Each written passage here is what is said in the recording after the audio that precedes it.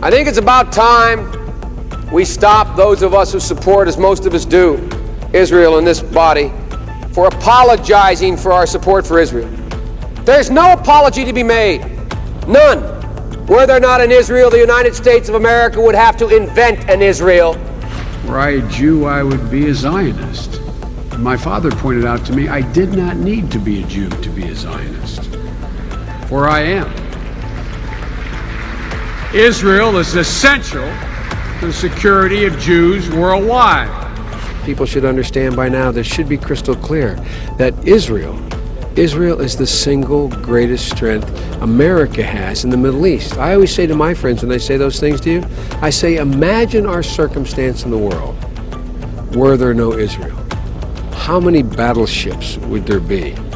How many troops would be stationed? In the midst of uncertainty and turmoil, America's support for Israel's security must be rock solid. And as Iran continues to launch ballistic missiles, while it arms and funds its terrorist proxy Hezbollah, we must stand with Israel. As Hamas maintains its control of Gaza and fires rockets across Israel's southern border, we must stand with Israel. And as ISIS and civil war in Syria destabilize the region, displacing millions and threatening shared security interests, we must support all those affected by ongoing violence and terror, and we must stand with Israel.